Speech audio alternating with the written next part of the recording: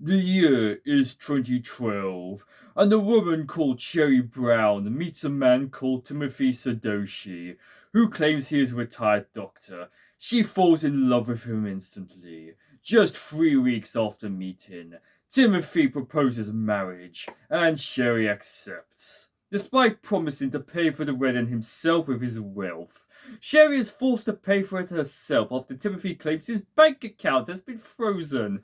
After the wedding, Timothy promises to pay back Sherry for the wedding, but never does. After having too many promises broken, Sherry decided to do what arguably anyone should do the first time they meet someone new and look them up on the internet. What she eventually finds is shocking. Timothy had been in prison just a few years earlier for impersonating the doctor and stealing about $30,000 from victims.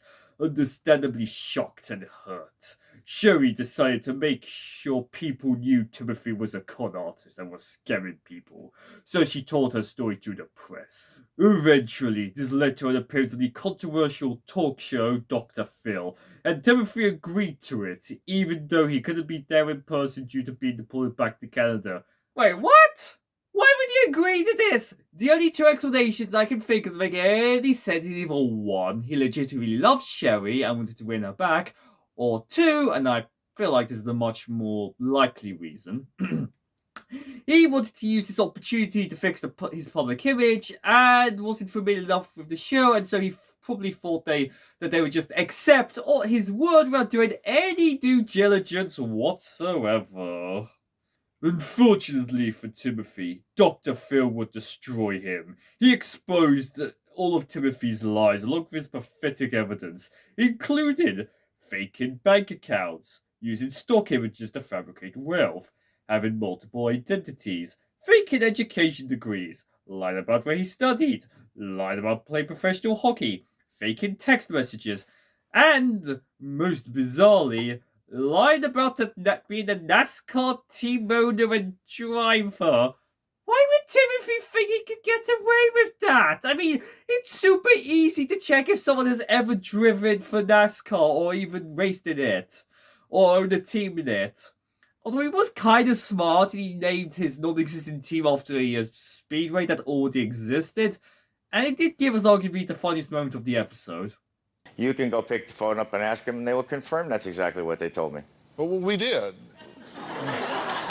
And in the end, Timothy did nothing but expose what a lie he was to the wider public, and getting very sweaty in the process. So what happened afterwards? Well, a month and a half after the episode aired, Sherry and Timothy finalized their divorce. Sherry moved on, got a new job, found happiness, and found a new love. As for Timothy, well, a month and a half after the divorce was finalized, well, you've seen the title of the video. A man killed in South Surrey last week has been identified as a well-known con artist.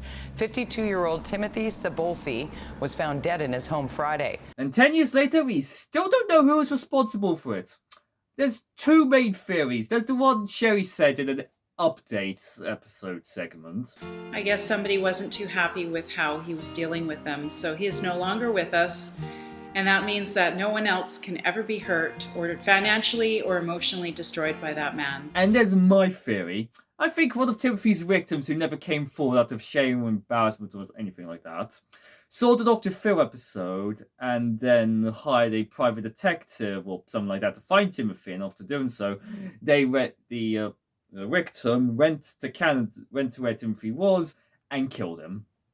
Some people may speculate that Sherry had him killed, but that doesn't really make any sense if you think about it. She had already destroyed him via national TV, and they were already divorced by the time of his death. Besides, what did she have to gain from it? Anyway, that was the time a con artist went on Dr. Phil was killed. Thanks for watching. I hope you enjoyed this mini documentary and you watch more of my stuff in the future. And remember, don't become a criminal, and if you're stupid enough, or I guess evil enough to become a con artist, don't go on TV talk shows so they can destroy you super easily. Thanks for watching.